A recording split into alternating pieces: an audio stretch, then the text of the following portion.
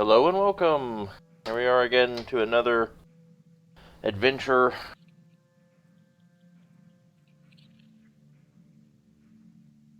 Alright, let's see.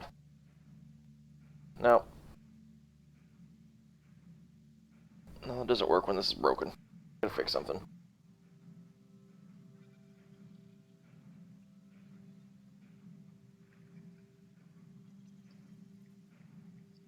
We got riddled with problems to start with today.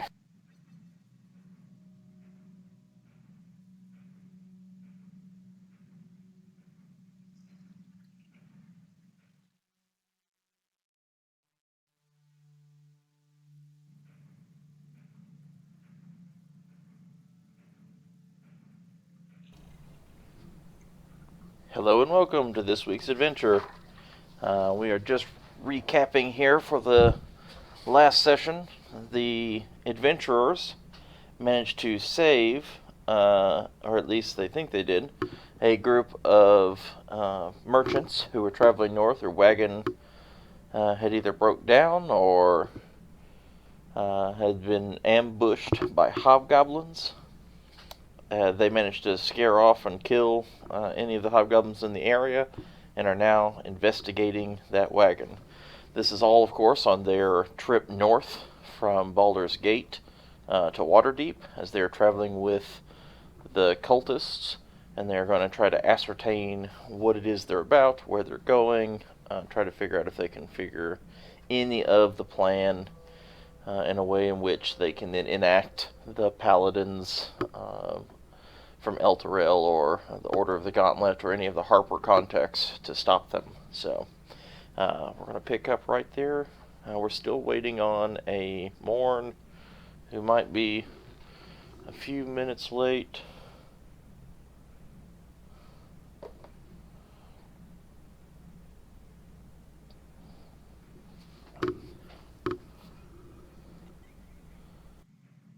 Okay, so when we left out, we just started to investigate the wagon.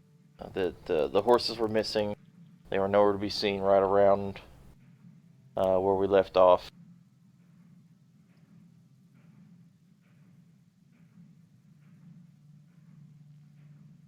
A lot of the boxes and things had been pulled off the wagon and used as barricades around the wheels, and as Rowan approaches the wagon and starts to sniff around it, she can see that there are three different guards that are all wielding crossbows. They appear to be armored, and they're kind of poking in and around, trying to cover up. There are three what appear to be human traders or merchants, two of which have taken arrow shots and are laying on the ground unconscious. They seem to be bandaged as though they've already been tended to, and one of the other merchant is kind of cowering near those that are unconscious on the ground.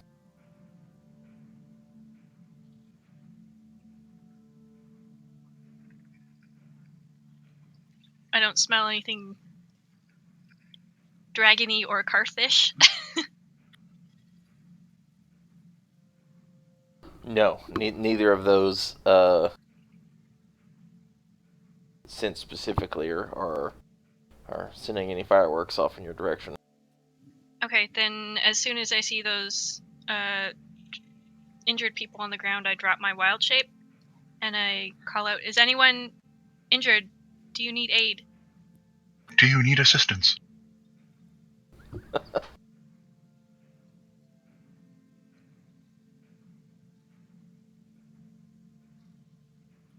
You can see that the guards are still on high alert as as you kind of rush over there.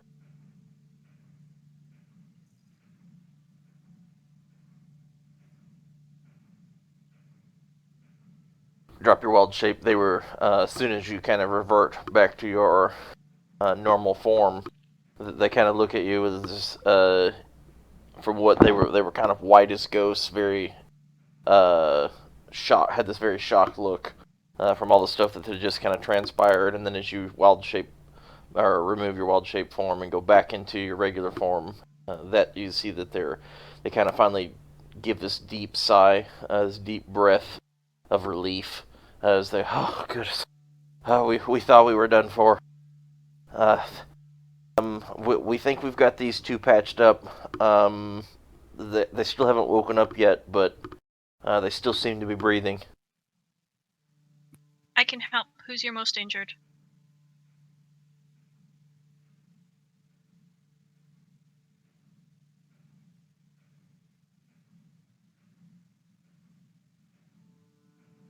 They're gonna motion over. There's the two laying on the ground. One has got bandages in several different places where he took it looks to be 3 different arrow shots across as they were setting up their defenses. I said, "This one here, this one's Jaron, and he doesn't look too good, but he's still breathing though, but just barely." Can I get through the boxes at all? Yeah, as soon as the conversation starts, they start pushing some of the boxes out of the way, making an easy path to crawl through underneath the wagon here. Okay, I walk over to Jaren. Is that what you said? Yeah, Jaron. Okay, I walk over to Jaren and I put my hands on his chest and cast Cure Wounds. Okay. As soon as you do, he just takes this big, shocking, deep breath, and what was right before very ragged and very slow breaths. You can tell that from just after inspecting, they managed to bandage the wound, but these wounds were still somewhat fatal, as or potentially fatal anyway. Even though they had been bandaged, he was still kind of bleeding out and was just on the edge of death. And then, as the warmth enters his body from your magic, it kind of starts to revitalize him, and his eyes just come straight open as he sits bolts kind of upright. As you can see, he's quite frightened as he's looking around and like he's trying to defend himself. I kind of put my hands on his shoulders and try and calm him down. It's a good thing you have a nice warm face now that I did your makeup. Not quite so scary looking. What was what happened? It's all right. Your caravan was attacked. We're here to help, though. Just lay back down and rest. You were hurt pretty badly. What about the others? Is it just now starting to look around? I'll tend to them, and I look up and say, "Who's next? Who's the next most injured?" There's only one left still on the ground who's still kind of bandaged up and unconscious. I'll go over and cast Cure Wounds on him as well. His breath wasn't nearly as ragged and slow as the first one, but as soon as that warmth enters, his eyes pop open as he kind of stands up, or like kind of starts to sit up rather underneath the wagon here. As you can see, just very slow.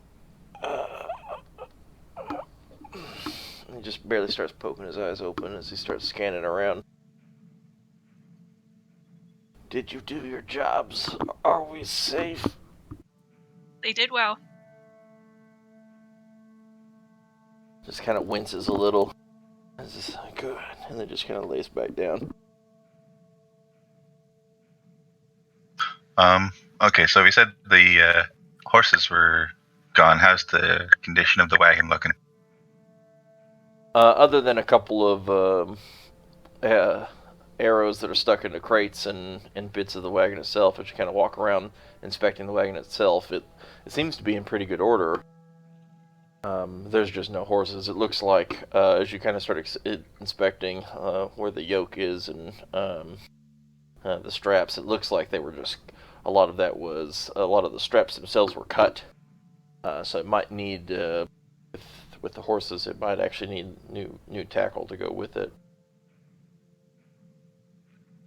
But the actual wagon itself seems to be in good functioning order. Okay, well, that's good news.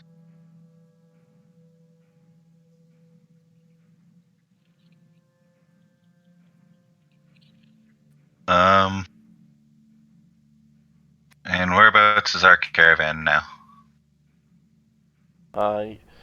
You guys were about 10 minutes hard run north of them. They had stopped as soon as you left. They had stopped and created defensive positions in case that while you left, it was some kind of divide and conquer tactic or something. They wanted to be defensible and prepared. Alright, well, I think I'm going to go skip back to the main caravan and inform them what's happened and tell them there's a few fellow traders that are going to need a hand. Morn's going to go with you as you travel back to the caravan. I also want to go back to our caravan and check on them. That's really our job right now. Okay.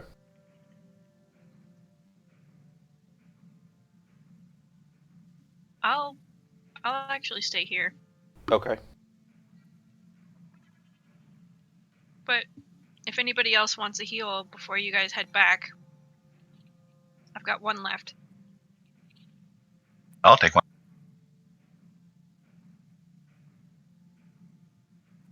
And I'd like to kind of rifle through these guys' pockets. There's 2 or 3 right here before I leave too. They're all under the wagon. Not the people we killed. Oh, the people you killed. Oh, yeah. I was like, The hobgoblins. not exactly people, but yes. Holy racist GM. You're the one that killed him. You didn't ask, you didn't talk, you just straight up killed him. So, I don't know.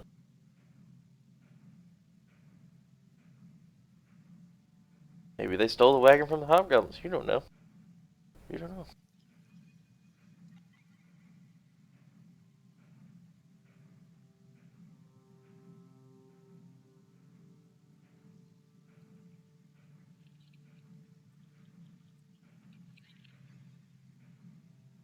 You start, trying to give the pat down to all the hobgoblins themselves, seeing if they had anything of value of information or wealth. And they don't appear to have any personal belongings on them. Their weapons aren't poor quality. They're not the best of quality, but they're definitely not poor quality. And their armor's pretty chinked up for chainmail. It would be it is not likely of high value. Not even the captain, dude. His half plate's pretty dented over, especially after it's been riddled through with quite a bit of different shots from either crossbows or bite marks or the like. So his armor is almost useless at this point. He's got a pretty nice great sword. It's definitely not great or special in any particular way, but it is a pretty decent steel.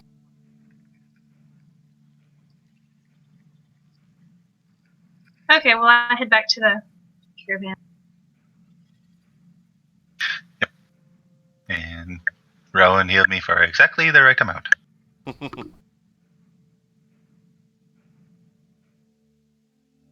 The porridge wasn't too hot or too cold. It was just right. Mm-hmm.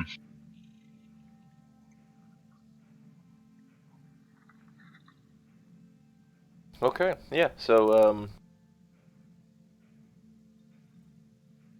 the 3 of you head south back to the caravan, and Rowan, you stick with them. You can hear and spend a few minutes talking with the guards. Are very standoffish.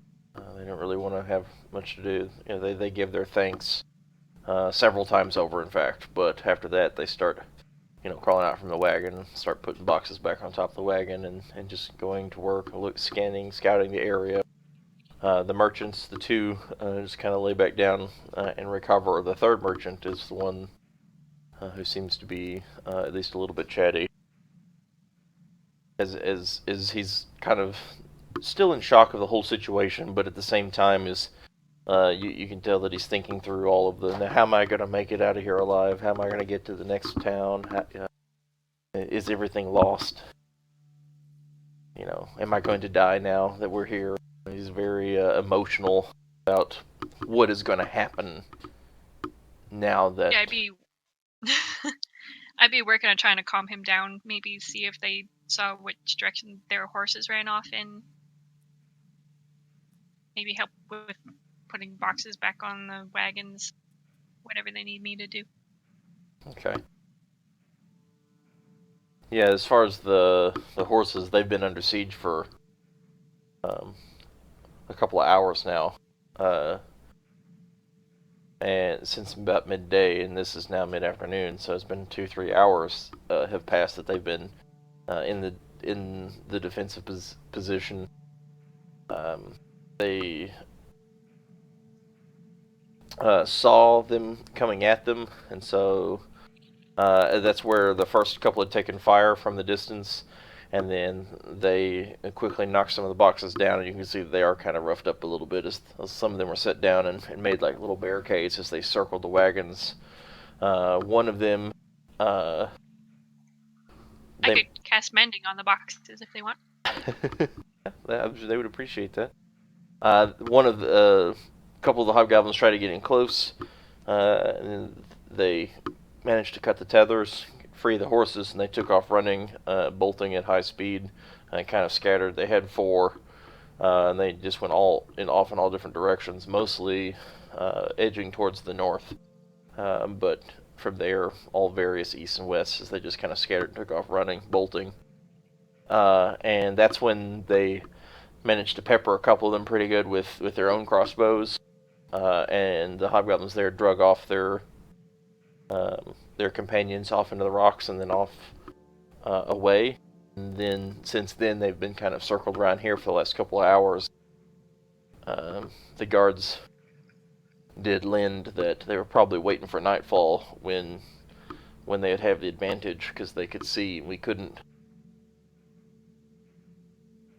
If they dragged other hobgoblins off into the rocks, might there be more of them?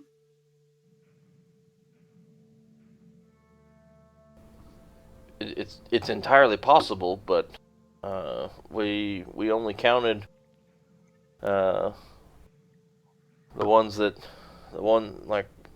they drug them off, and then they had some come back, and it looks to be the same kind of number plus however many are off. I mean, we don't know if they took them to others or if they... I don't know, didn't see. There could be thousands of them out there still. They start shaking a little as we start looking very alert, looking around. I say that's all right. We've got another caravan we were guards with, and there are more of us. If we travel together, there's safety in numbers.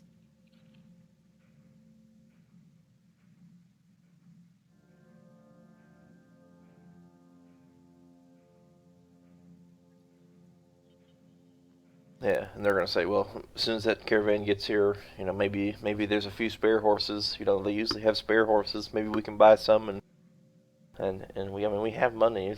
We could make it worth their while.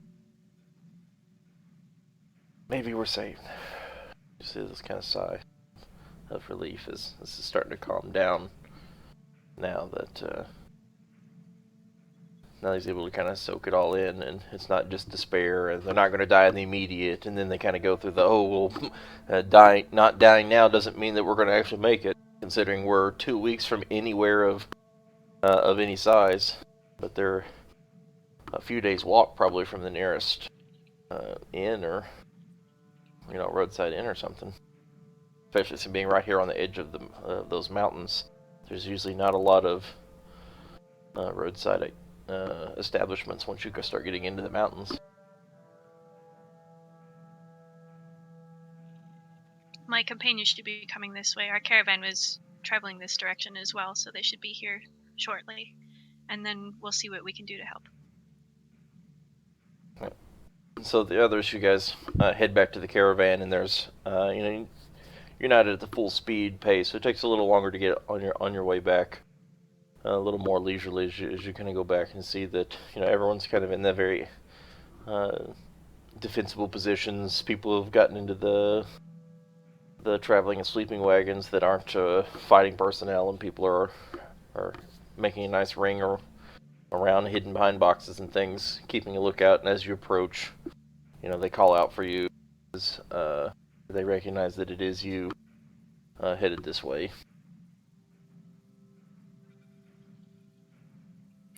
I'm gonna go looking for the pole, and so I can jump up on him and make an announcement and sort of, have a good standing point to say what happened up there. And I would say there was a band of hobgoblins attacking a lone wagon. We killed them all. There's a few remaining merchants and traders and a horseless wagon. So we should head up there and see if we can help them. Everyone's still kind of wary about, the possibility of there being more out there, there being an opportunity for them to now attack should they, now that they were kind of split up and they're, but now that you guys are back, they kind of feel a little more confident, and people start, start getting everything back together as they prepare to head out and move north along the way. You can hear a couple of the different merchants talking about how, they got some extra horses. This could be, an opportunity for them to make a couple of extra coin. But then there's a couple of the other merchants who are a little more concerned. Well, then what happens if, one of the horses dies and we need a replacement? And being out in the middle of nowhere, this is not the kind of place to give up your backups. If something happens, then you won't have a backup, and then you're stranded and dead. So there's a little argument about that as people are packing up, but it doesn't take them too long to kind of get everything together and move forward.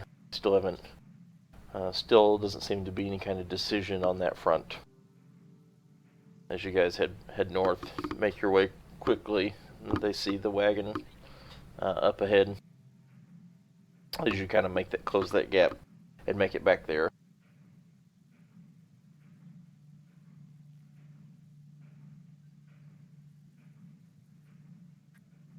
Okay.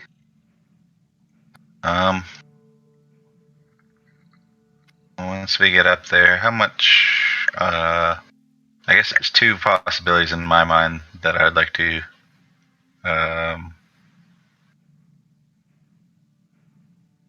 discuss, and one would be either A, persuade some to rent the backup horses, donate backup horses type thing, or possibility two would be to see if there's room in other wagons to fit this dude's goods in. Again, donating or renting space.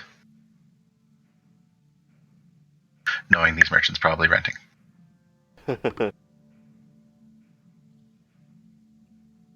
So you kind of strike up that conversation on the way through about, hey, maybe there's other possibilities, and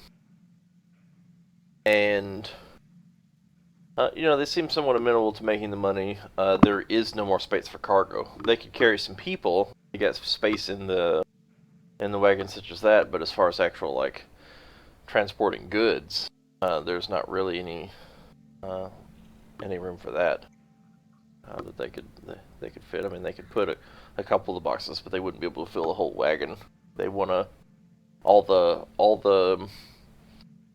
wagons that are laden with their goods are laden as much as they could carry for such a long trip to begin with. So what little space they could spare would be just for people, not for goods.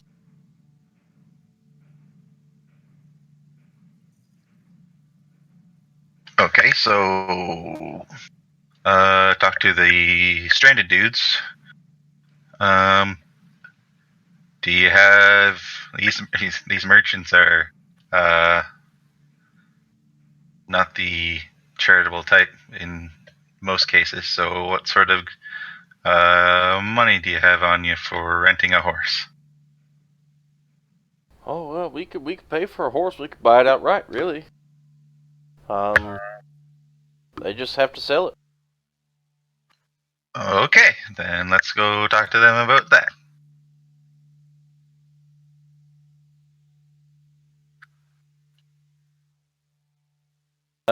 As you guys make, as the kind of caravan catches up now off the road onto where that other wagon was, you can see a couple of the merchants coming forward. Lai being particularly interested in the events that took place once the adventurers left. He surveys around, and the corpses of the hobgoblins are still scattered throughout the area. And he's gonna kind of walk up and say, "Darn, mighty mess we had here. Looks like you folk handled it just right." That's what we're here for. I knew I had the right eye out for you two.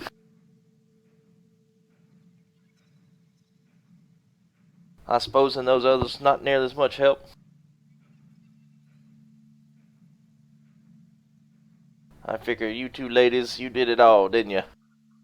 I think Fane took down 3 of them herself.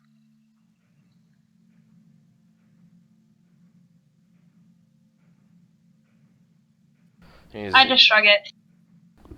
And here, let out a long whistle. Whoo! I knew old Lie had the eye. I tell you. Wonderful work, wonderful work. And kind of go back. He's gonna.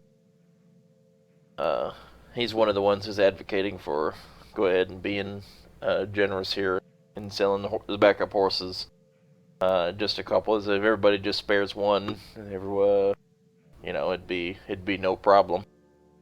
Trying to definitely convince everyone of that, and he said, "Heck, if nobody's willing to go in on it, I mean, he's got a full score, or a full set of backup horses. He could lend a whole. He could sell them all if no one else is going to. He'll make the coin and be the good guy." You can hear that kind of brings a little bit of argument going on, and so all 4 of the merchants each agree to sell one horse each. Although Mr. Ul Yelton is by far the most reluctant. It takes a little bit of convincing at the end, but he says, "Fine, if it'll just get you to leave me alone."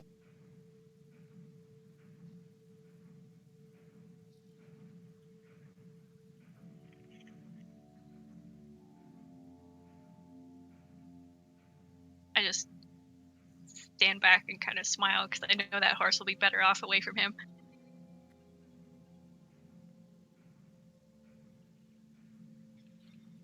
Alright, so the merchants agree on price and make exchange, and then they kind of start hooking up the horses and everything. They're going to go ahead and join part of your caravan. We got a great big convoy.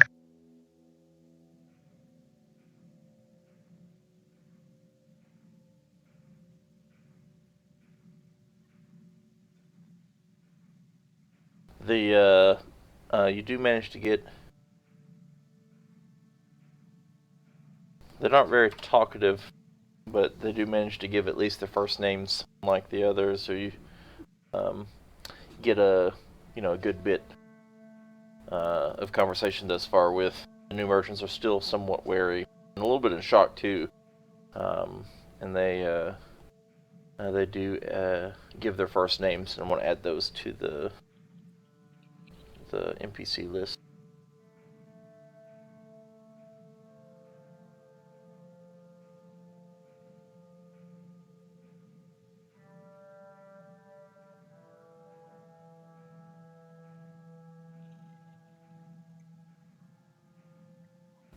So Joran, Daryl, and Baldor. Baldor being the one that was uninjured.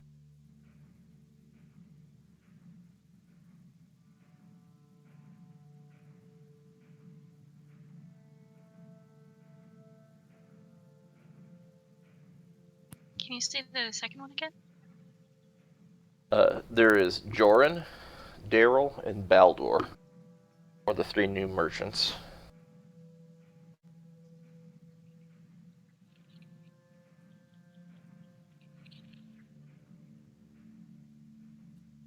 Three merchants with 1 wagon? Yes. Or a little team, a little investigation there. They kind of all, they're not very prominent. They're just starting off, and they're hoping to actually get into the merchant game. And so they kind of partner up to be able to afford just the goods that went on to 1 wagon. Okay. At least that's the story as they tell it.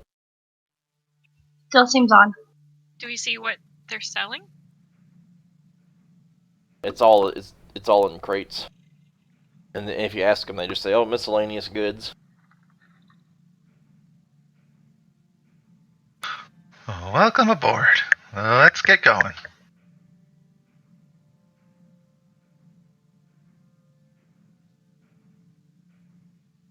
Nothing dangerous in there, I hope.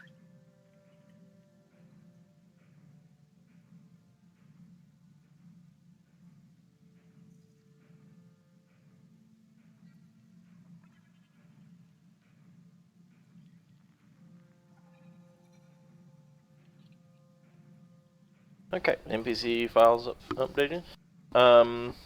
Yeah, nope, just fine bits. All kinds of miscellaneous from little art pieces to. Can I insight check them? To junk that some people like. It's more like a moving thrift store. Yeah, go ahead.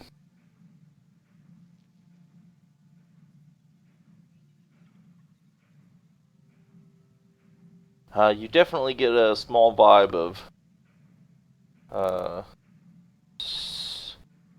they're hiding a little something. It does seem like they're being forthright about some of the goods, the types of goods that are in there, from regular knickknacks and people's junk and things of that people like. Little bits of artwork here or there, but there's something they're definitely hiding. You particularly feel that they're definitely hiding something, some information, whether they're just being guarded or reserved or.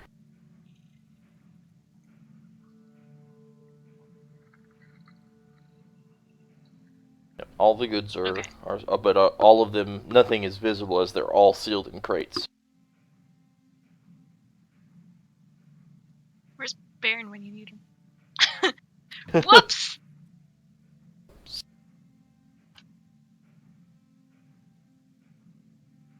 Alright, I let it go.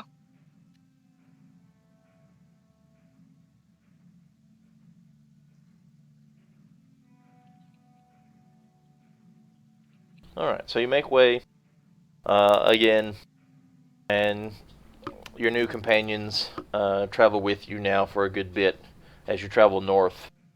You pass through a couple roadside inns, but they're still content to stay part of the larger caravan, just safety in numbers. And their guards are generally helpful and useful in adding to the watch, which lightens everyone's load, and people are definitely okay with that. They do have their own. Part of their wagon does contain their own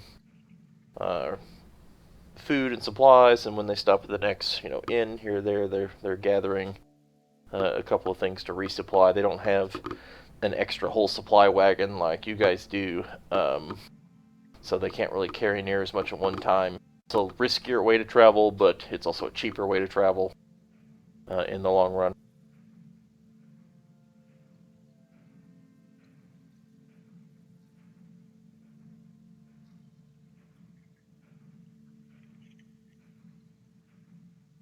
Make a few stops along the way over the next now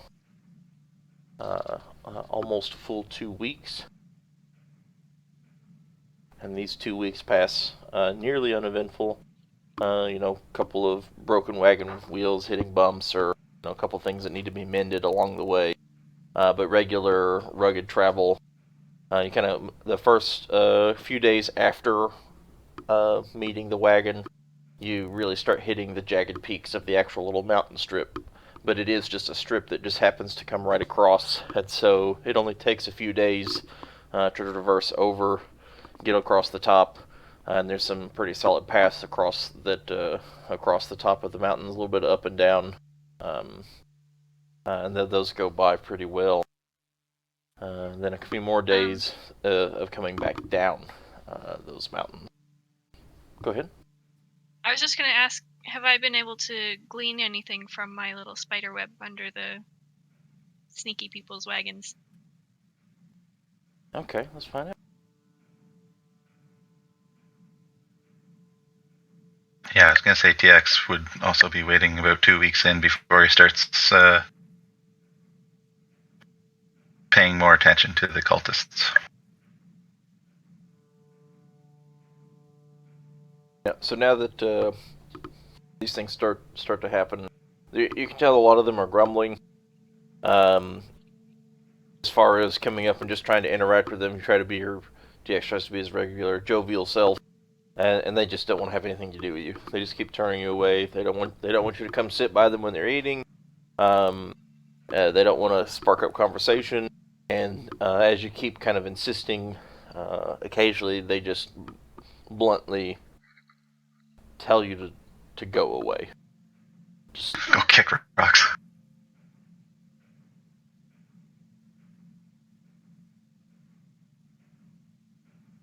as far as Rowan's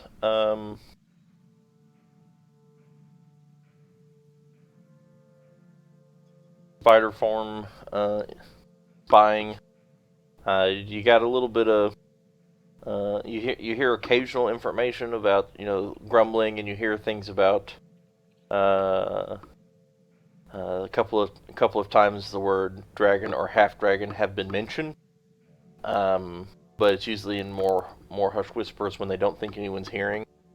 Definitely not allowed or around other people, but they're usually relating to orders sort of things. As far as we're just following orders, you listen to the half dragon, or things of that, the little phrases that are along those lines. And so you're very confident that these very shy group are definitely the cultists. So you're in the right caravan. But as far as actually gleaning information about direction or whereabouts, at this point you've picked up nothing. Okay, I'm going to keep doing that given the opportunity as we go. Just in case.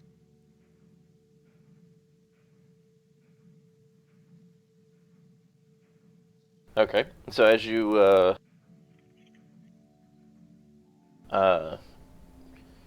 make it a couple, so let's see, close this one.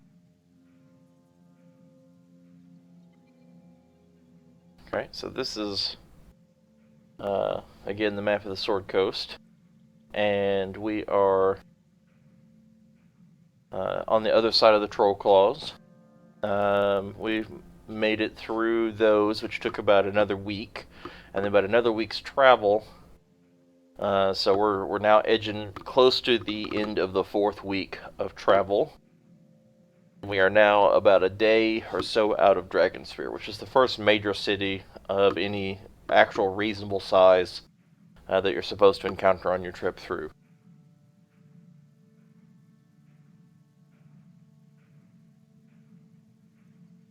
As you make your way, roll a set of perception checks for now, as we're getting a little more guarded as we get closer to the town, because a lot of times bandits do hide out just before you've made it.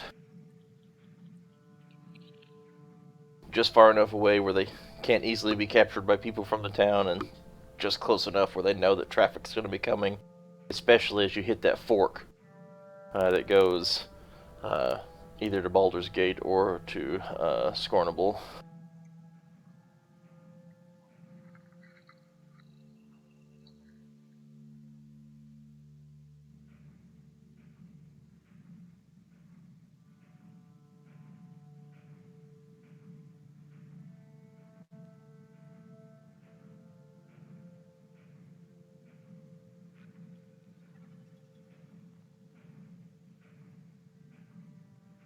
as you start walking, or start walking beside the wagons as the wagons continuing to travel north, just after you set off, now 2 full days prior to making it to Dragonspear town, everyone starts really talking a lot about it. Oh, we should be here now that we've hit the fork. We're only a couple days away. That kind of thing. And they say at this pace, we should be there. Maybe the end of the evening of the second day, maybe, but at the latest, the midday on the third day, kind of thing. You pass what is a dead horse on the road.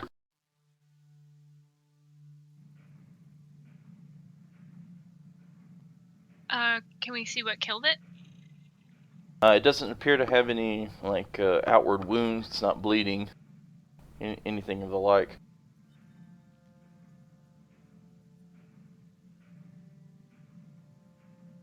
It's not like riddled with arrows or anything obvious. Has it been dead a long time? Are you going to go over and investigate a little closer?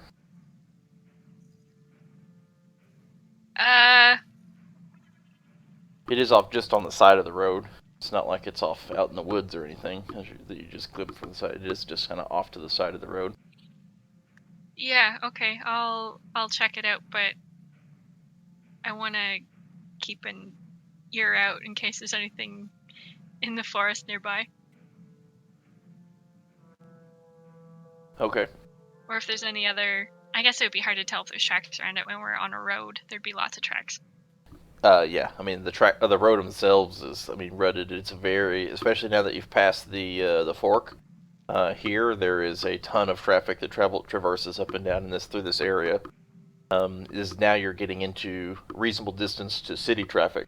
So not only is it just tradeway traffic, now it's also people that live in farms and all that stuff that's within, a couple of days ride of the town itself. So there is, it'd be, for anything specific, it'd be hard to see. Okay, I'll go up and check out the carcass. Okay, go ahead and do medicine and investigation.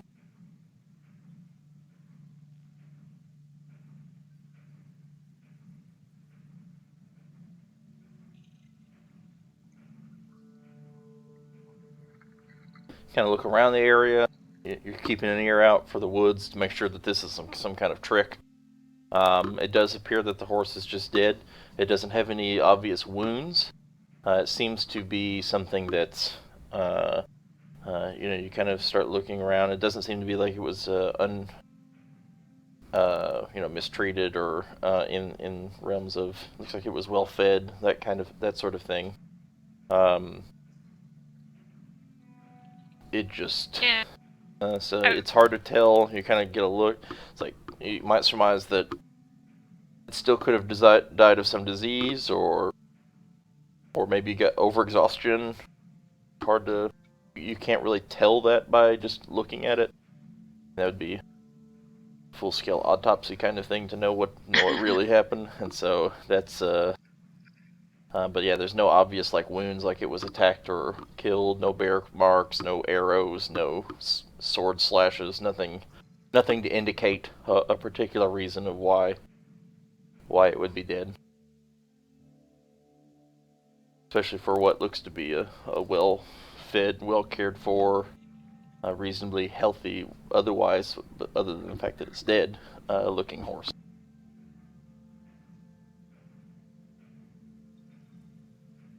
Alright, I'll go back and tell that to Fane, I guess. My first thought would have been exhaustion, but if it looks like it was well cared for, I wouldn't think that somebody would take good care of their horse only to run it into the ground. So I'm not sure. Not without some kind of great need.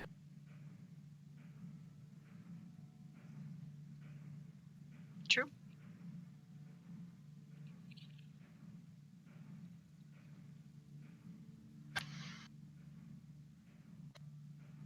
Can I see any tracks around the horse? Yeah, well, like one of the things we're saying is this being at this stage of the, um, right past the fork. And now you've got so much traffic, both trade traffic and city traffic, that there are tracks everywhere. Um, Not particularly like, since this is right here on the edge of the road, it's not like it's off out in the woods or anything. It being on the road, there is tons of Okay, so I can't tell the. yeah, nothing specific about any kind of tracks make any like bring any insight of any kind. There are tracks. There's just so many tracks that there's too many pieces of the puzzle to make a puzzle now.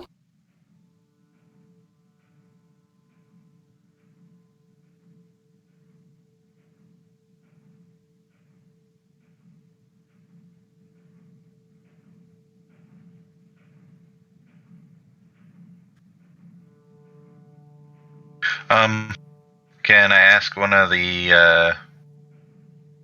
um, one of the newly added merchants if this looks like one of their horses?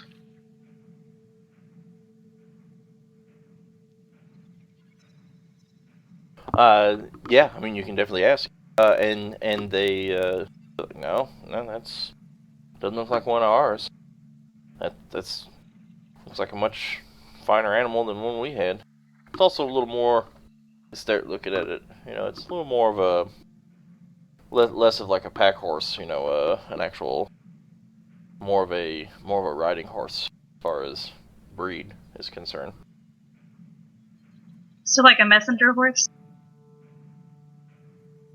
I mean, messenger might be a bit of a stretch as far as the obvious, but that would be a type of horse that messengers, general riders, would use. Everything from mounted knights to messengers to whatever. There's definitely a difference between a pack horse and a riding horse as far as breeds are concerned.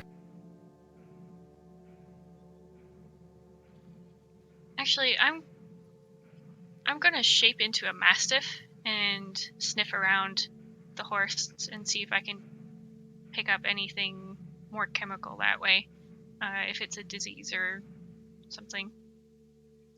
Okay. Okay. Yeah, let's do that. Does that make sense? Yes. Yes. Okay. Just a second here. It's one of those diabetes seeking dogs. Yeah. Do you have? Do you have access to the? Did I give you access to all the mastiff and all those others? Can you just roll it from their Yes. sheet? Do you have to put you in the combat tracker? Or? I think it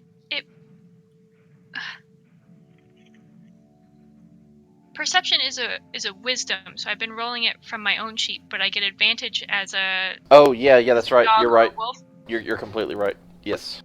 Yeah, just do it that way. Mm-hmm.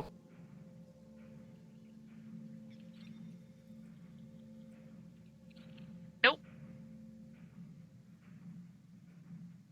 As you sniff around, you get some hints of familiarity. It's how you smell something and you just immediately go back to some kind of memory of something, of like, ooh, that smell that's linked to something directly. But you can't think what that smell is. Why does that smell so familiar? It's like it's something very familiar, but yet slightly changed.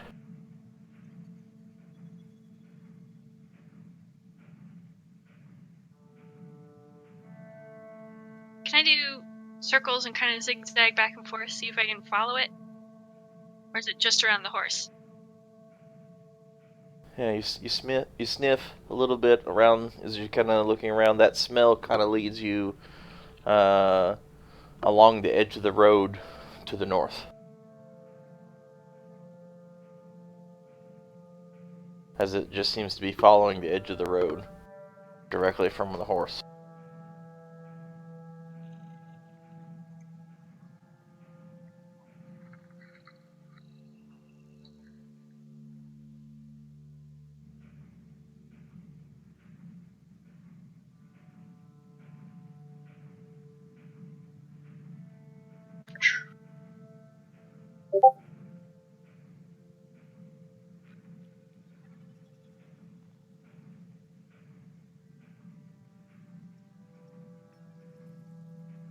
You keep following it north, and it just keeps. It seems like it just keeps going. How far would you be willing to follow it? If it's Well- just going along the road, we can just bring everybody with us. I mean, woof. I want to pull out my rapier and just follow her since she was barking at me, towards me. Okay.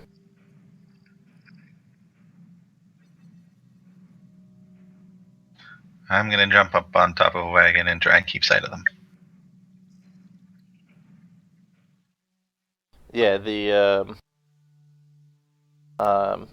even the merchants are, somewhat interested in this transpiring, but really aren't too keen to just stay behind. So they're like, might as well just follow the road. Everyone does seem to be a little on guard around, just in case that is some kind of trap or something else along the way. Especially being this close to the city, right in that sweet spot of danger, as far as the distance from the city.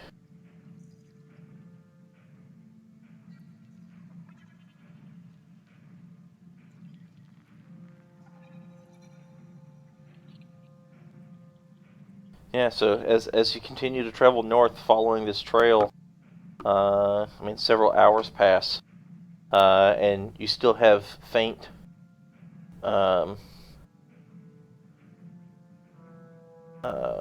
some faint trace of those. So you, at some point, you're actually going to run out of your shift. Right. Is it 2 hours for you? It's 2 hours per wild shape, but I have 2 per rest. Okay. Short rest. Okay. Yeah. So, but 2 hours pass, and you can feel that the shape is nearly at its the limit of its power and ability, as you're forced to transform back into your original form. Would you then, were you indicating that you were wanting to immediately shape back and then continue following? No, I'm fairly convinced that they're just heading along the same road. So, I would just tell Fane that I caught a whiff of something familiar, but I can't quite place what it is. But it seems to be going along the road, so if we just keep going this way, I suppose.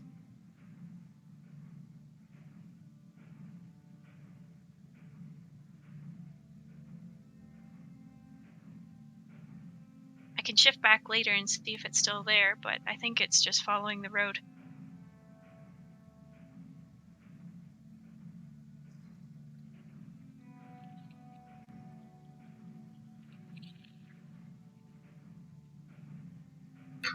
I just nod and put my rapier away and keep walking. Can I do an investigation or perception as we walk since she's noticed something? Yes, you can do both.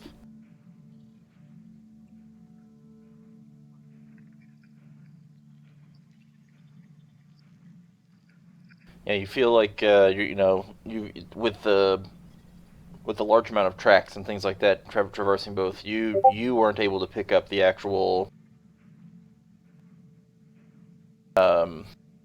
You weren't actually able to pick up the actual scent or anything like that, but as far as actually seeing tracks or anything like that, you see nothing in particular that she's following as you're kind of keeping an eye out around. You are keenly aware of your surroundings, so as you're both trying to see if there's some sign of this thing that Rowan has found, you are keeping a pretty good inspection of what's going on the edge of the woods and things like that as you're traveling.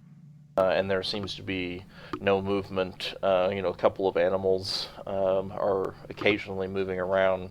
Nothing that would put you on edge by any means.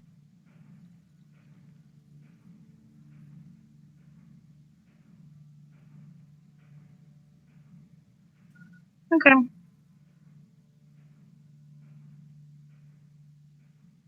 Yeah, I'm alright if we just continue north and maybe We're not going to get there the same day, right? So, like, maybe when we're setting up camp, I can take a sniff around and see if I can catch it again. Mm-hmm.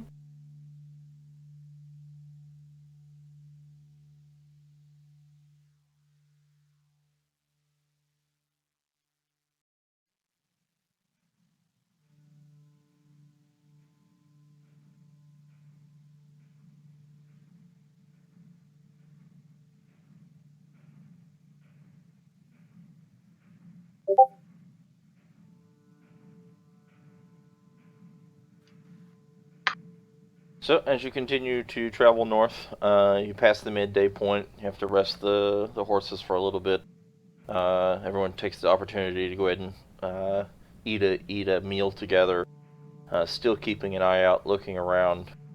And you set off again towards the afternoon. A few hours pass, now just an hour or so before dusk on late afternoon.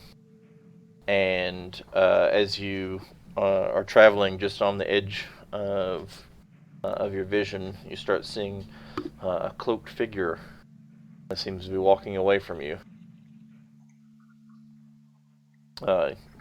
using a long walking stick to help guide his movements. Traveling north along the road? Yes, traveling north, traveling the same direction you are.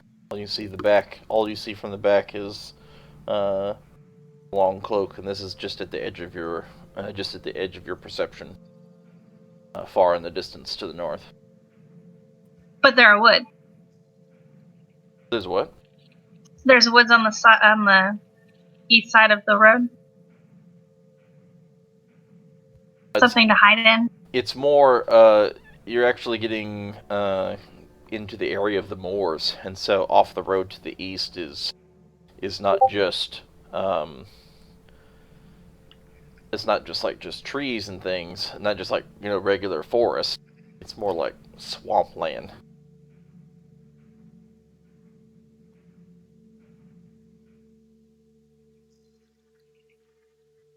So nothing to hide in. I mean, there's plenty of. It's swampland, so there's plenty of things to hide in, but you have to trek out into through the muck, behind trees and things of that nature. The road itself is kind of lifted up above, and then off either side of the road it just kind of slopes down into just, it looks to be a couple of inches thick of just muck. Whether that's in places of it looks just like deep mud, in some places it actually looks like standing water, and then there's trees coming up out of the standing water, and the like. Okay, never mind. I don't want to go through that. I'm stuck. I think deep down South Arkansas, next to the Delta. Yeah.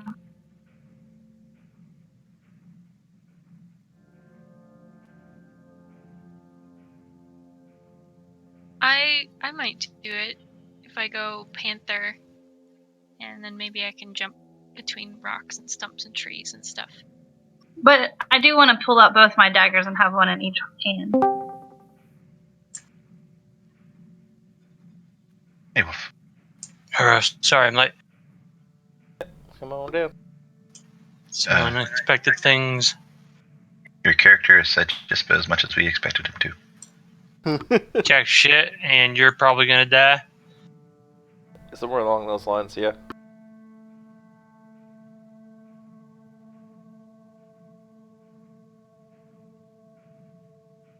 Can I go as a panther, stealthy, and see if I can catch a glimpse of this guy? Yeah, you're gonna go Panther, and you're gonna try to actually you go down into the muck. So you're gonna try to leap from rock to rock and tree to tree and things of that nature. Yeah, that's sort of what I'm thinking.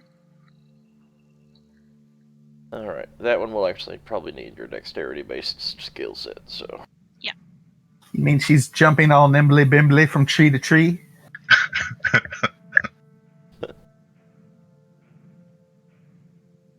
And she's doing it right, meow. Just Hey, meow. You want just a dex check or my stealth check?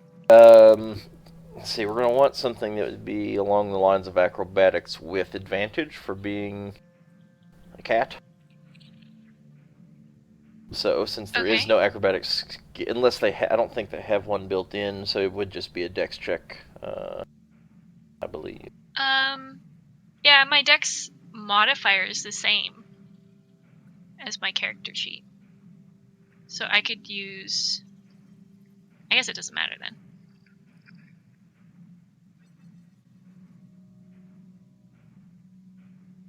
You said with advantage? Yeah, if you're as being the panther form is extra good at that. Yeah, you're able to. You can definitely tell that you have to be very careful of where must look before you leap kind of thing. Yes. As there is just sticking one paw in for testing, you sink all the way up to your nearly to your elbow joint of your cat form. You pull it out and you shake it off, and you're like, yeah, okay, this is pretty gross stuff. And so you start leaping through, making sure to definitely track your way very carefully. Yeah, you're able to do that.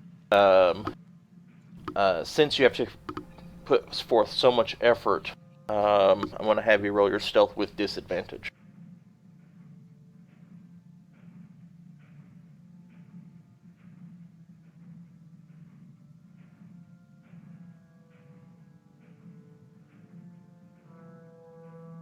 You still feel that you are relatively efficiently stalking, despite having to put in the efforts of what you can jump to. You're still keeping rather quiet. As you start making a distance ahead, a little bit further, Fane, what were you had your daggers out, but what were you? Are you going to try to advance in front of the caravan some distance? Yeah, just walking out in front, just like normal. Okay. Not to alarm anybody else, but just so that I'm the first person that meets this cloaked figure. Okay. As you track a little distance there, Rowan, you start seeing that as you get closer, this person has the hood. The hood's actually down, and the cloak itself is pretty rough. It's definitely dirty and scraped. It's not exactly tattered, but it is, in fact, a very rough exterior as you're approaching the back. As you can see, as you get closer, the person's head is shaved all along the sides and the back of their head, so the hair is only on the top, and it is fire red hair. Can I smell him? Not particularly from this kind of distance. Okay. Not when you're still out in the muck. It'd be difficult to get a specific sense, that is. So I'm gonna yell out, "Caravan coming through, beware," or "Watch out."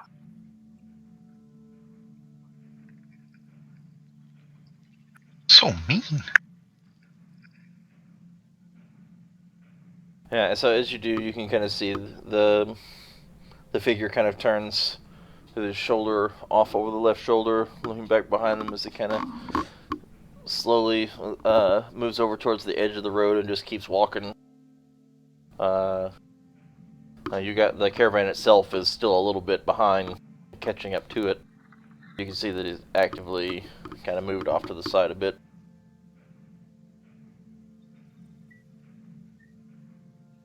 Which side? The side towards Rowan or the other side? Towards Rowan, yes. On what would be the right side of the road.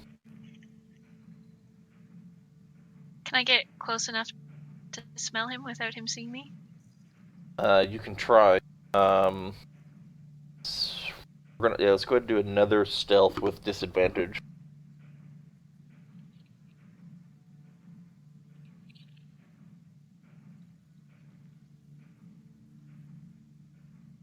Oh no. Heard ya. Splish splash. Yeah, not still executing the safety first kind of mentality.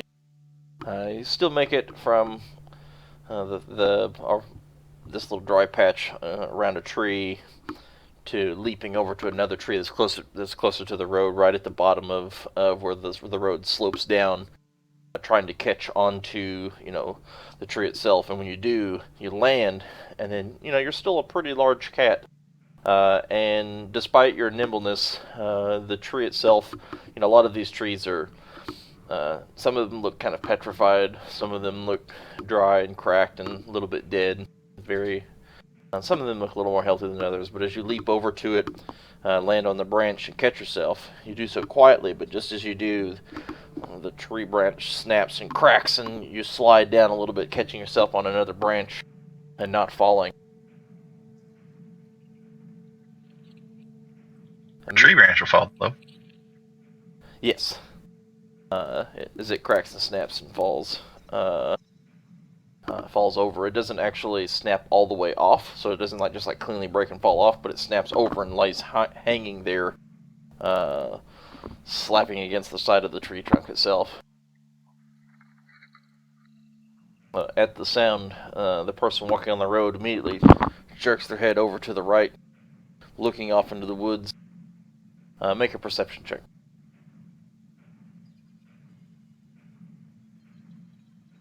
Not Who? Rowan. Specifically, sorry. Oh, this is not a smell one, right? This is not a smell one. Mm-mm. Right, okay.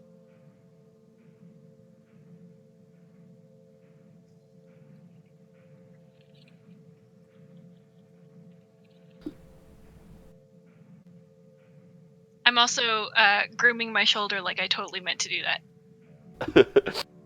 As that head spins and looks directly at you in the trees, you see scraggly, just kind of started beard starting to grow through, a little still a bit patchy in places.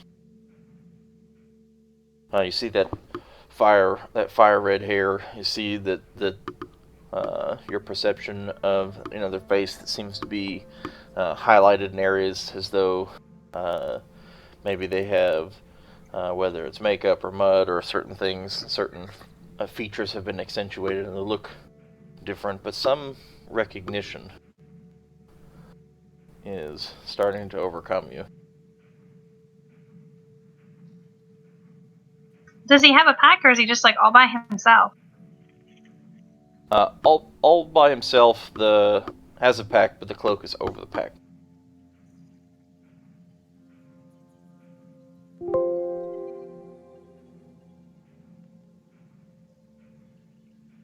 I ask him as I come upon him, where are your travel companions? Why are you by yourself? It's dangerous out here.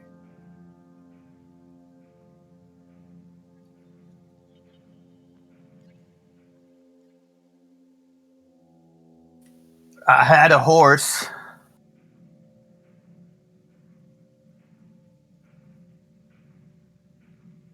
I jumped down off the tree towards the road, and I try to bump my head up against him.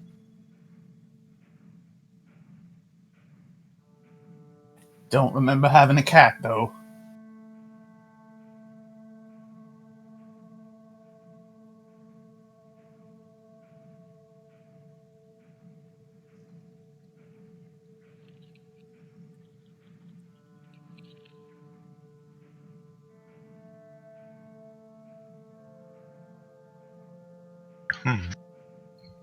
So,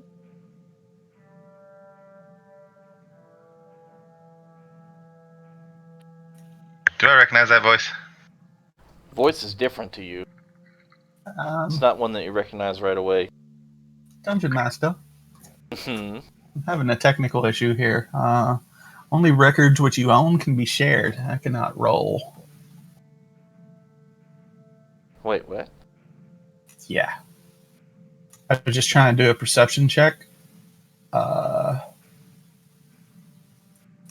And it's like, only records which you own can be shared. Okay, let me... Okay, I'm going to clear the owner, open up the PC list, and click on you again. See if it'll retie, because I cleared the owner, maybe when you had to do all the resetting, it messed it up.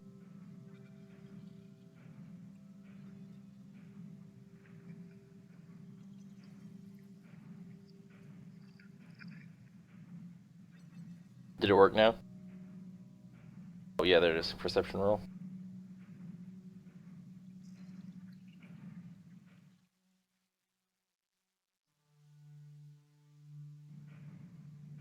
What are you looking to perceive? Just who's near me and how far is the caravan? Who all can hear me? The caravan itself is a little bit back. You can see that Fane is far forward. You see that this cat is now nudging you on the side. And the rest of the caravan itself is a good 100 feet or so behind where Fane is, as she was walking in advanced position to the others. Now I rolled a perception check. Do I recognize him?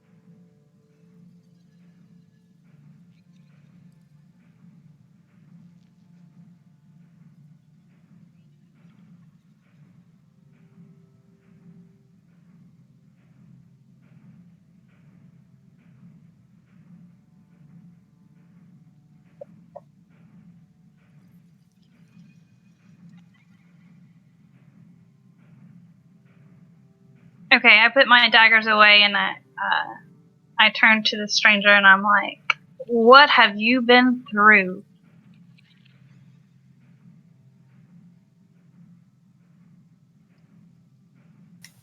Think for a major trade road, there had been more caravans coming through before you.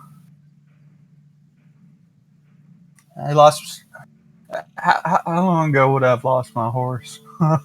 For you, it took them nearly a full day's travel to make it there. The caravan travels slow, but definitely a lot faster than you on foot. So you've probably been walking since midday yesterday, and then stopped to rest at night, and then took off again today.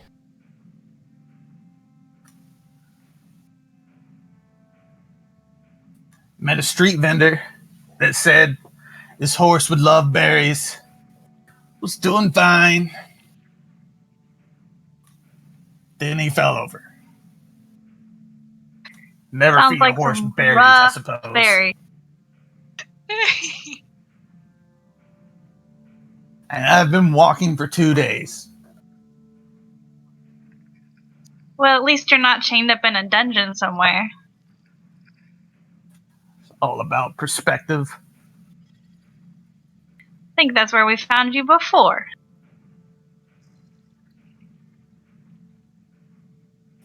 Name's Wally.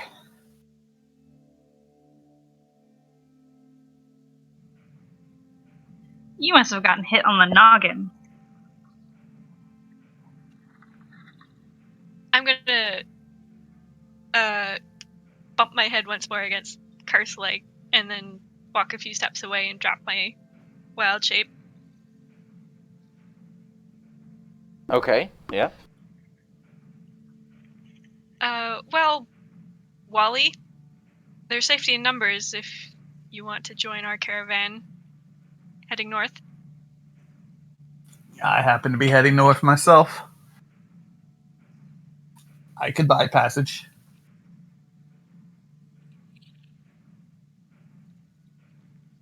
It's good to meet you.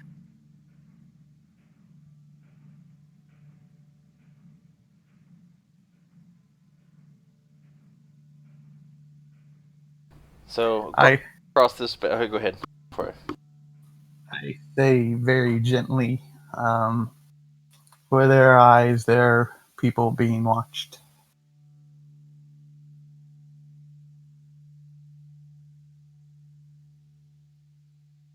yeah, right about that time, the caravan starts encroaching rather closely.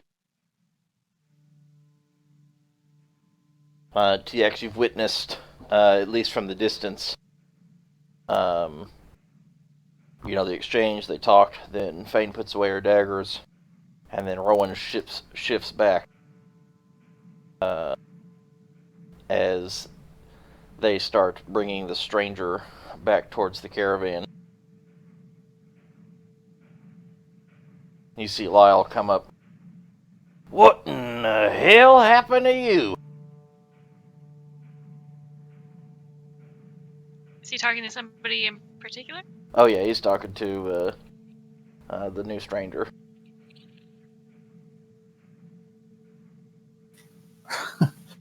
He said he fed his horse berries. Poisonous berries, obviously. Been a rough couple of days then, hadn't it? Indeed, it has.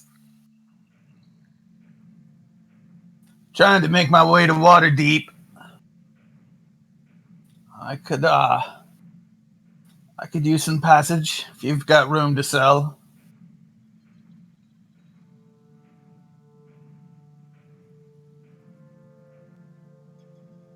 Well, name's Lyle, and I think if these ladies take a liking to you, they didn't cut your throat on the way up, so must be good people to me.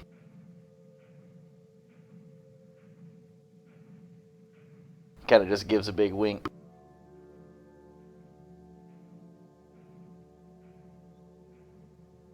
Followed by a pretty hearty laugh.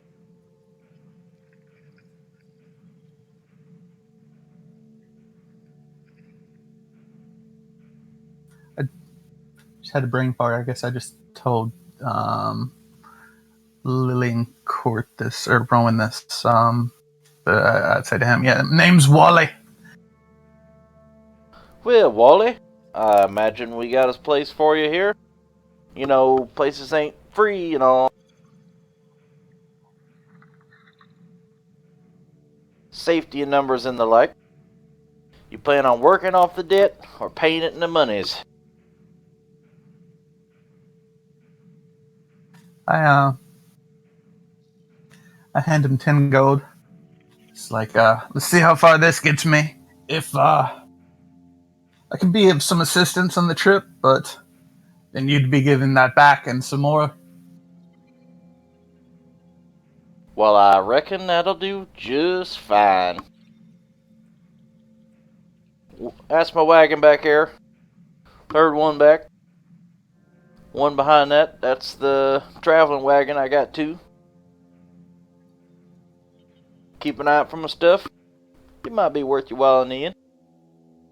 How far are you going? Got some work in Waterdeep.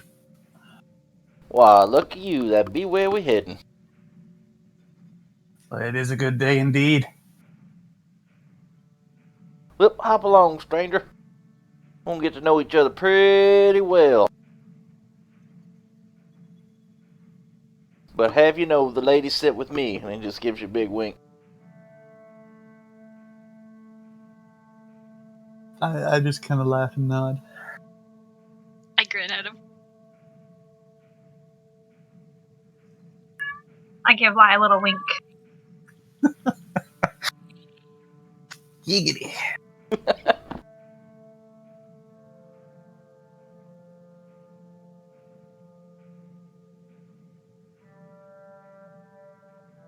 Well, I just kind of make my way back to the wagon he spoke of and get off my feet and take a swig or two from my flask. It's pretty commonplace for the different merchants to take a traveler from, typically from one, to the next inn or to the next little village or, settlement along the way, because there's quite a few on the road. So it's not out of the ordinary for them to do that. The look of the new stranger, though, definitely enough bizarre that you take a bit of notice for those that haven't recognized. So TX and Morn kind of a little wary of the new persons. They look far different than a regular, a little more eccentric, a little crazier look to them than the standard peasant that catches a ride.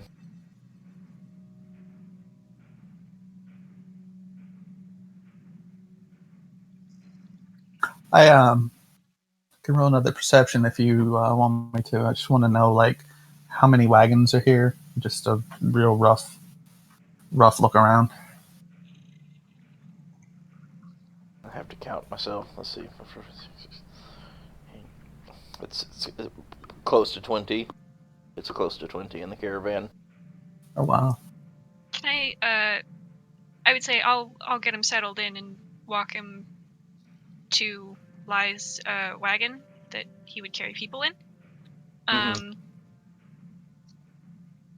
And along the way, I would sort of, I guess, introduce him to the people in the car. Not necessarily like, hey, meet this guy, but just telling him like, that's so and so.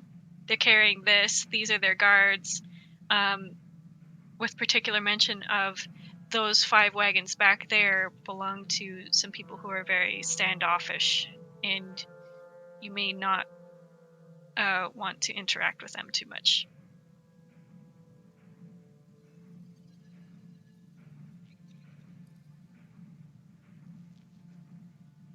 Just sort of giving him a lay of the land kind of thing, I guess. But in a way that would sound like you're actually would talk to a traveler. Right.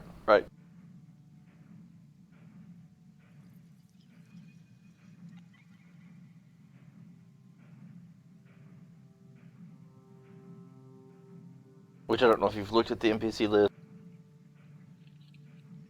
on the notes. Yeah, there's a lot of them. The people with first names, most people don't really know a lot about. They were kind of guarded and reserved as well. Not quite as much as those 5 wagons that she mentioned. They still talk to people and socialize a little, but they don't really tell them a lot about them, other than their startup adventure here. Try to make it big in the ways of trade. So they kind of partnered together, hired a couple guards. It's very obvious very quickly that everyone hates Akreni Ulielton.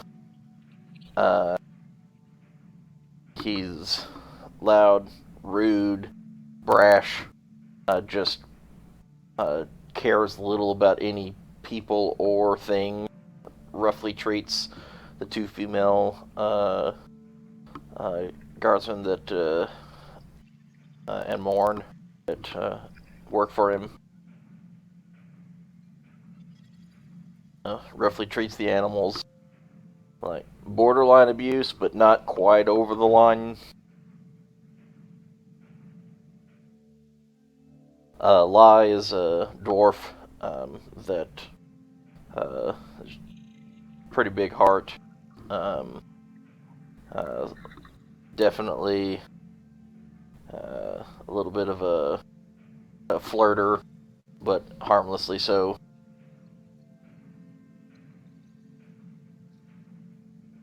In general, just pretty easy to talk to, and very easy to perceive that he's really looking out for the good of a lot of things. You've got the female elf, the moon elf, that TX, and the giant of a man they call the pole. Is a human that's over 7 feet tall, and built like a dwarf, but 7 feet tall. Who is that again? They call him the pole. but his name is Sulizdeg. Sulizdeg. The I pole. see it. There is, and then there is Bade, who is basically an ale slash finer foods merchant that has joined the caravan to sell to the caravan as they travel. Has Taijit as his only guard, which is a female dwarf who is about as loud and boastful as any person you've ever met, ever, including TX. That's saying something. If not louder and more boastful. Very rough voice, even for a female dwarf. Definitely almost sounds. It's very kind of blurred line between male and female voices anyway, and it's definitely very brutish. Smoker. Smoker, yeah.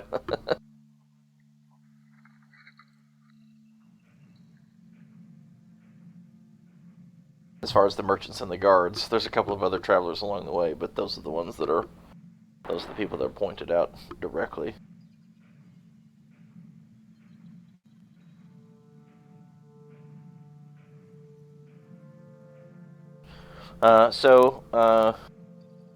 The night falls for the night, and the caravan stops and gets prepared to actually, set up camp for the evening. At this time, TX and Morn can take another opportunity for perception, as now that you've had more time to not just look at, get glances of, but also interact with the new person.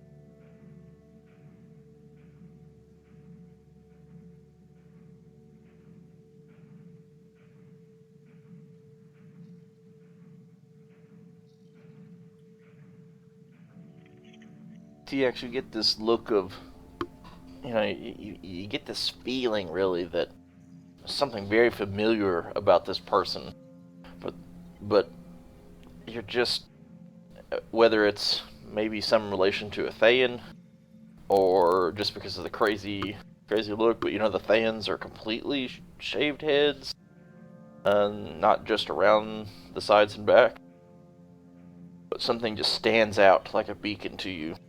Something strange about this person, but no direct recognition has taken place. Okay.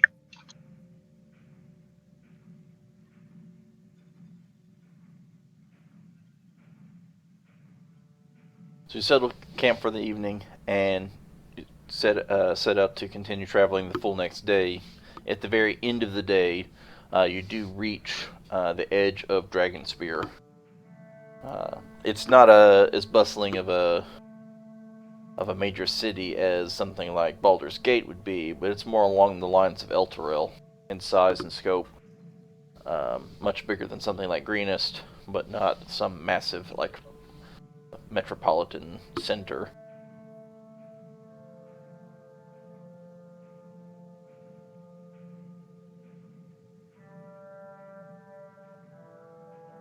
The merchants are going to treat it like a lot of the others. They want to take the night out. They do want to take like a day or so off, just to go out and socialize and drink and be merry and see what events are going on.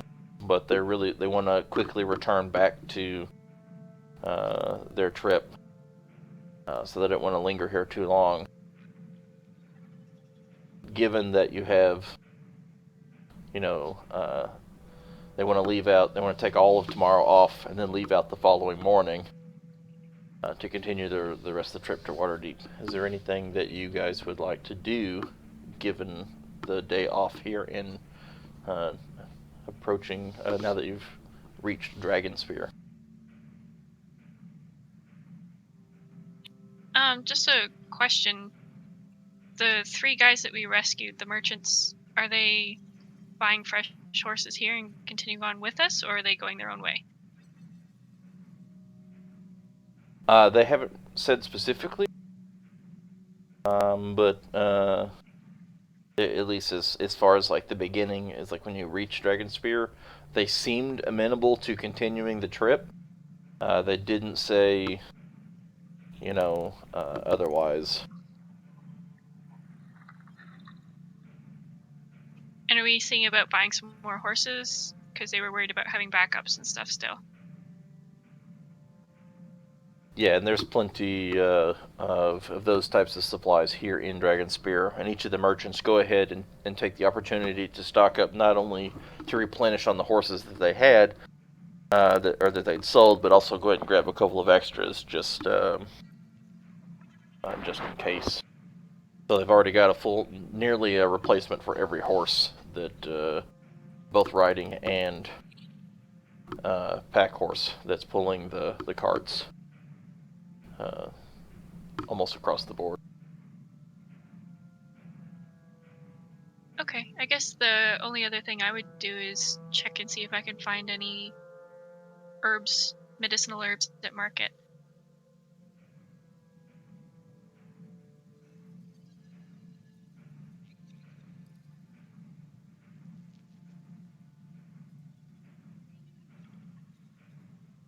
Are you looking for any particular kinds? I mean, not by name necessarily, but is there anything you're looking to, any application you're looking to buy herbs for specifically, or? Anything I could make a healing potion with, or a poultice of some kind.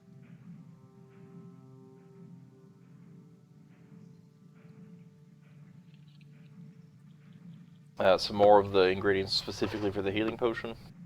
Mm-hmm. And generic, poultice type application stuff? Okay. Yeah, or failing that, anything I could experiment with.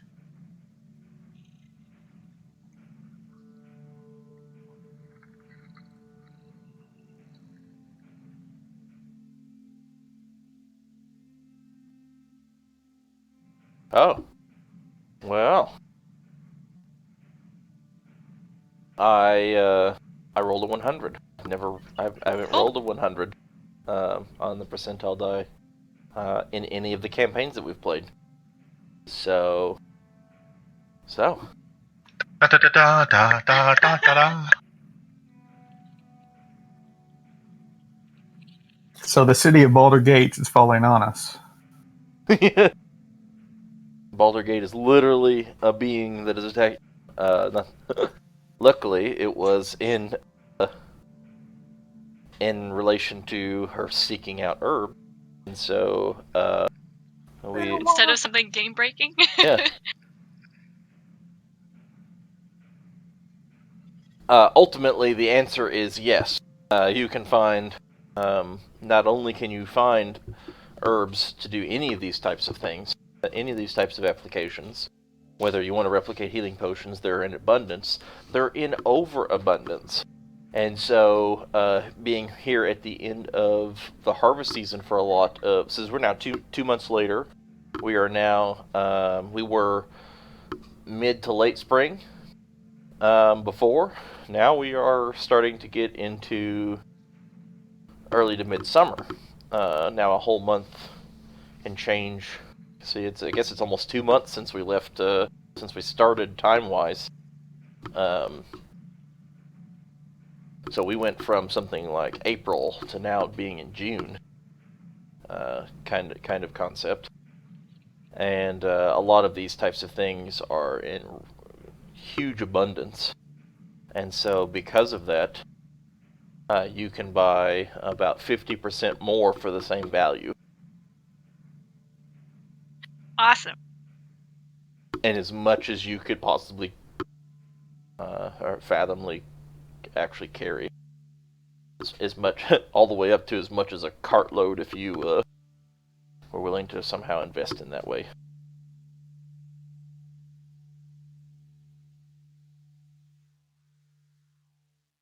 Would like 50 gold get me? What would I be able to do with 50 gold's worth of herbs? Well, if you paid 50 gold for it, you'd get 75 gold worth of herbs. And and then the cost is, so the healing potions are 50 gold apiece, and so the cost to craft them is half of that plus your time. The materials are half of whatever the base value. That's typical for most of the crafting things. So if you can craft it, you can craft it for half of the cost worth of materials plus your time.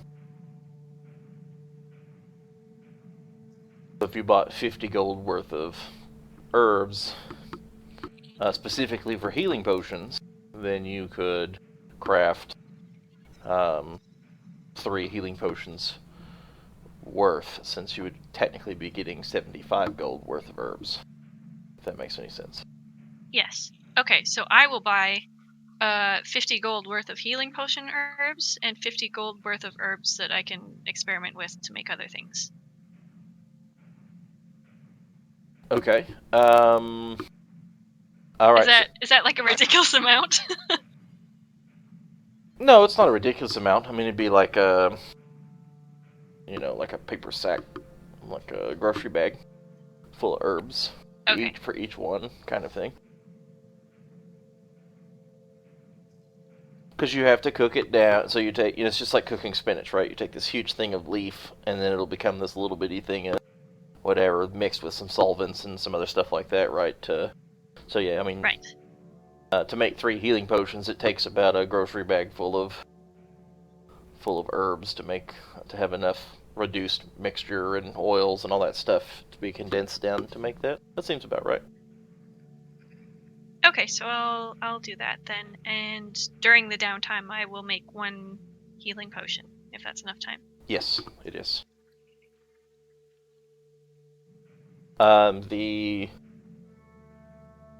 So when you write it down, okay, so remove 100 gold from your value, but actually write it down as 75 gold worth for each one.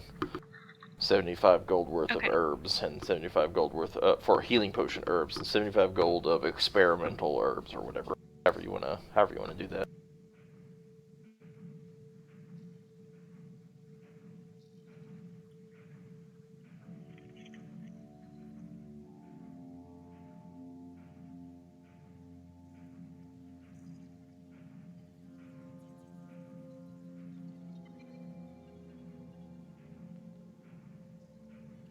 Okay, yeah. Well, that worked out well. Anybody else want to test any dice? I could sing some songs. In an attempt to procure free food and lodging, or an attempt to actually, earn tips and wages? To ingratiate myself to the cultists.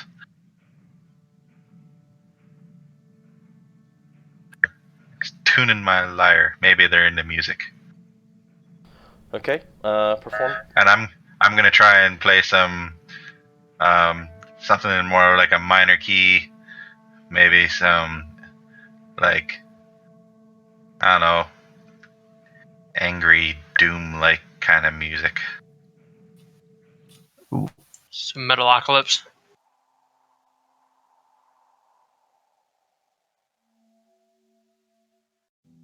While he's doing that, I hang back a little bit, and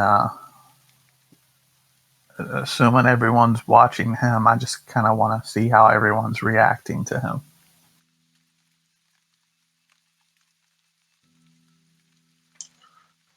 So,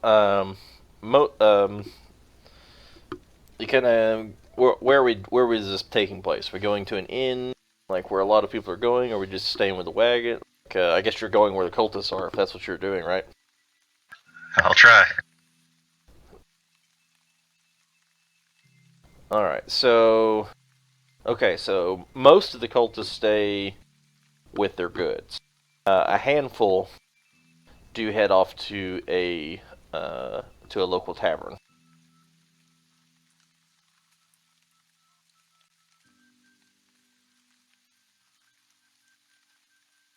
So would you? So about 75% stay with the wagons.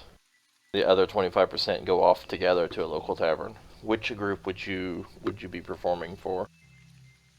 I'll say both, but I'll say this one is for the group outside. Specifically for the one outside. And then this one will be for the inside. Ooh, okay. Okay. The responses you get from those at the wagon are just stern looks of disapproval and disregard, mostly.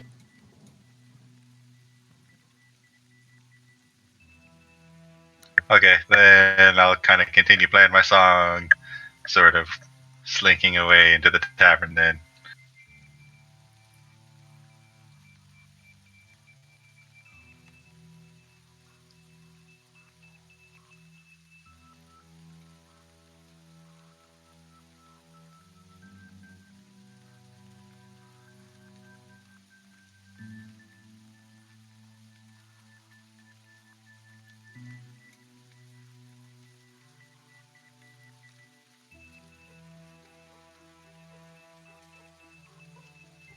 Alright, so there are a group of 6 that go into the tavern. And as a part of that, you're playing your song, and there are 3 of them that seem to be paying you some actual attention. The other 3 are kind of, just staring into their mugs, not really paying attention. And some of them, those 3 that were paying you some attention, start to kind of, hit the table with the rhythm just a little as they're keeping forward.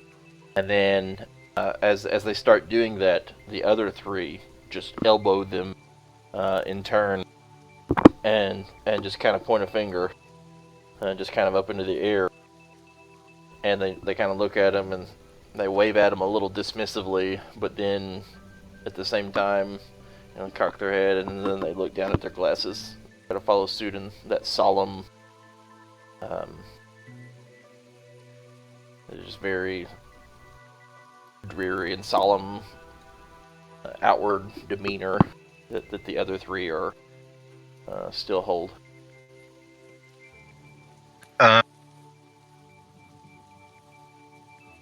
Oh, apparently I rolled that. Okay. I was going to say, would I be able to determine if those 3 that kind of knocked them into the line were more of the leaderish type or just the more disciplined type? You can't make heads or tails on that distinction. They didn't seem to be by command, but whether that's because they're upper, higher ups, or if they're just more disciplined, can't make the distinction there.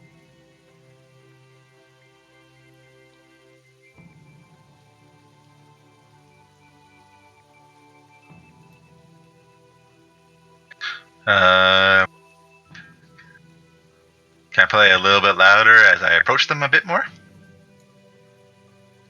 Go ahead.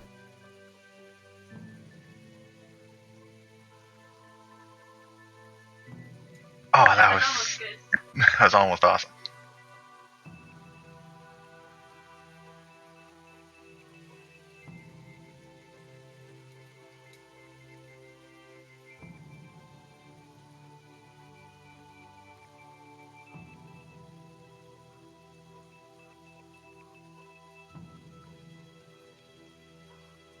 The 3 that looked, like they were at least somewhat into the music, kind of turn at them, and then quickly they put their heads back down.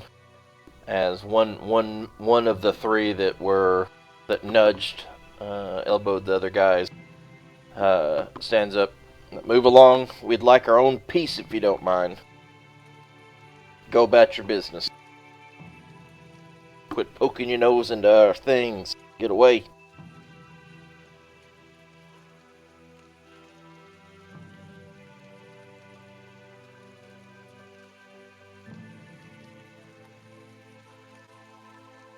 I'm gonna kind of do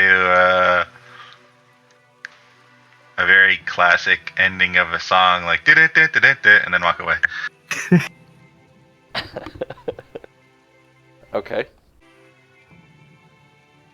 So that's my roll for the dit-dit-dit-dit. Yeah. Yeah, so as you're like trying not to be so obvious about it, as you move, you kind of you misfinger just a little. And it doesn't sound horrible, like you didn't do a you're still playing the tune. It's just definitely rushed and not optimal. Alright. I'm gonna go for a drink by myself then. Okay. Anything else before we make way on our day off? I would have just, when he was outside playing and they seemed just very, unbothered by it, I would have went ahead and went to the bar where the other ones were at and just sat at the bar the whole time this whole thing happened. I don't know. I should roll a perception to see if I noticed anything else or not. Go ahead. Yeah.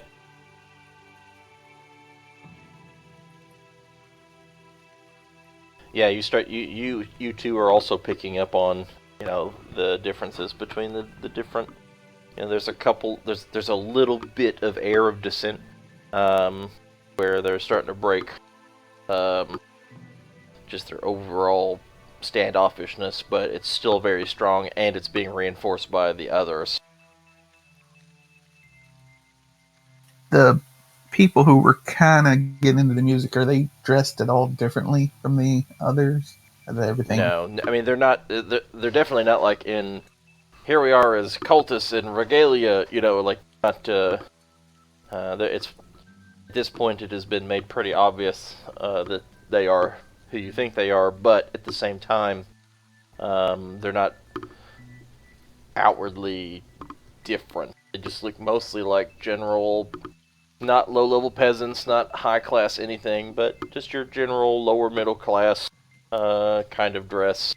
Nothing seems uniform about any of them, but other than just the overall stylistic stuff is just what regular people who live inside of a city might wear that are on travel.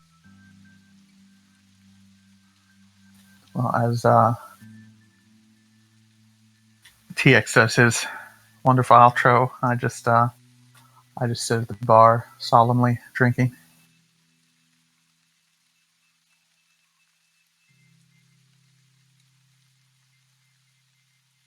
And then I guess a bit later, not to make it seem like I left with TX or anything, I just eventually go back to the caravan. You're staying out at the caravan? Like overnight? Yeah.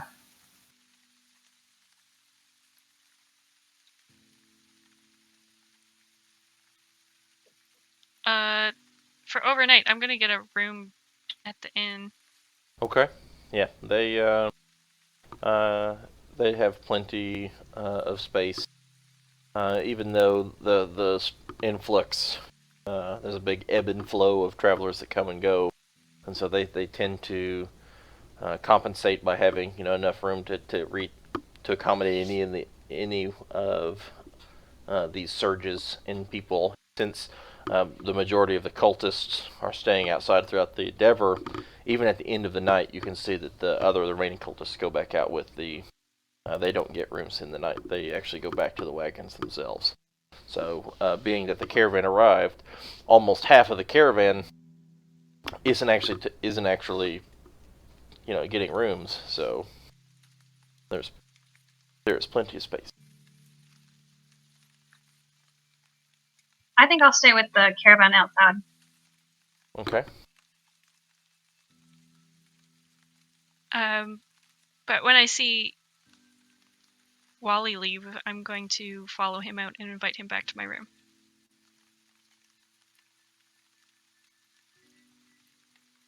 Okay.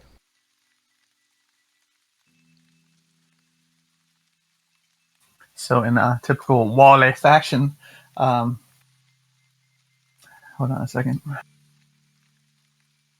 Yeah, it's gonna be a good night after all. I give him a wink and walk back to the inn. And then when we get up to the room, close the door. I'm going to cast Pass Without a Trace on us.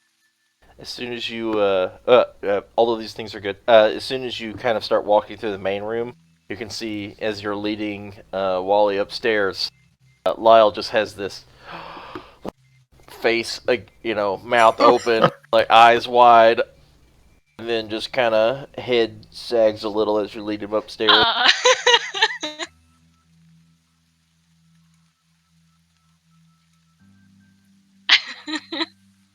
Poor lie. And then you cast, the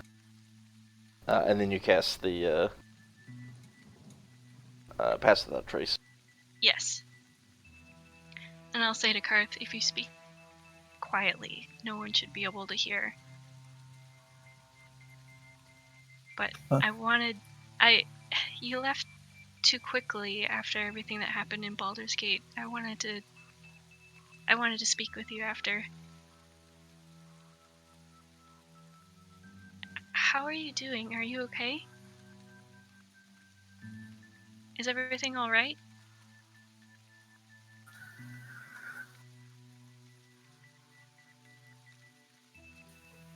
I was conflicted. I wasn't. I did intend to talk to everyone. I put out some feelers. I was trying to see the bigger picture. Was trying to find out who I could trust. So I kind of burned through every contact I had, and one came through.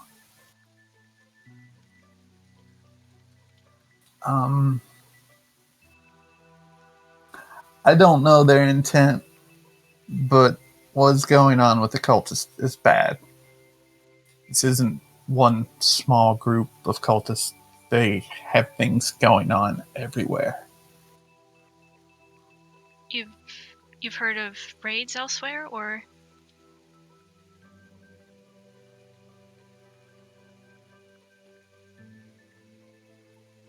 Not specifically just raids, but just activity in general. There has been incidents of similar type elsewhere, but more of just the name is actually more in the populace now.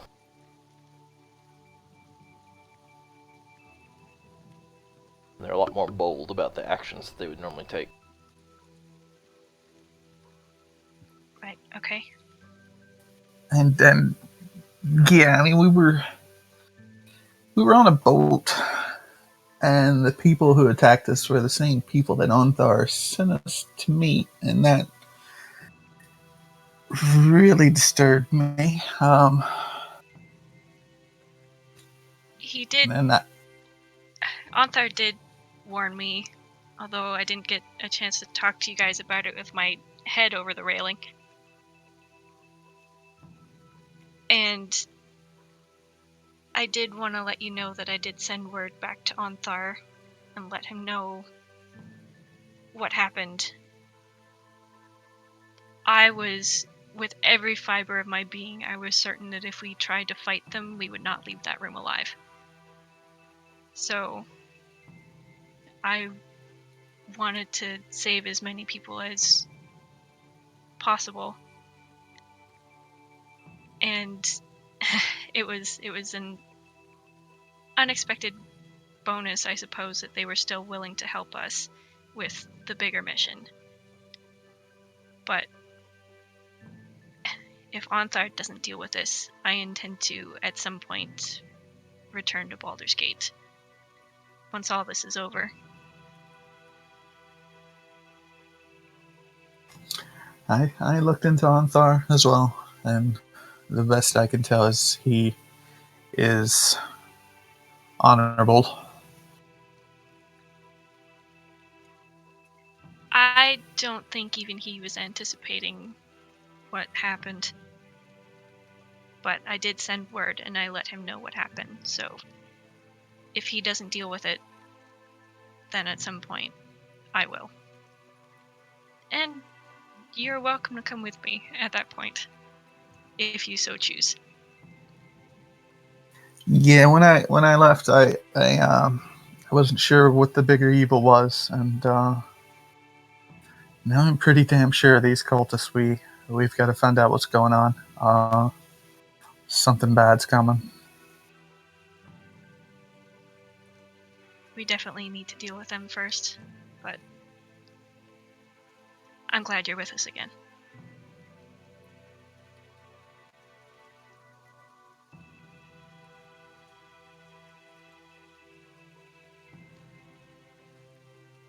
Now, as fun as this little ruse has been, you should probably return to the caravan if we're all right here.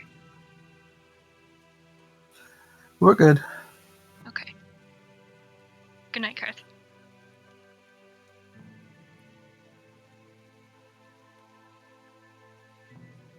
So I suppose Wally leaves now. Mm-hmm. Heading back through a small bit of conversation. It was not that much time. Maybe. What are you only, implying? Maybe Never only, happened to me before, not Wally.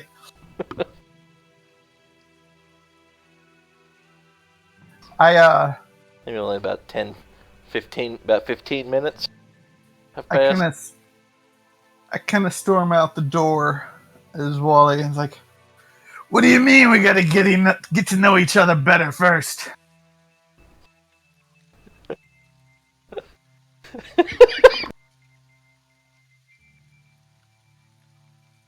Oh, that was unexpected. That is now 2 males that she has misled. 3. But Lyle's 3. like, "So you mean there's a chance?" So you're saying there's a chance? Yeah, Lies definitely. As you come storming out, you don't quite see. He's got his face in his mug from before, and then as he sees you storming out and then yelling, and then you just kind of with his head down, his solemn look with his head in the cup just kind of becomes this huge grin.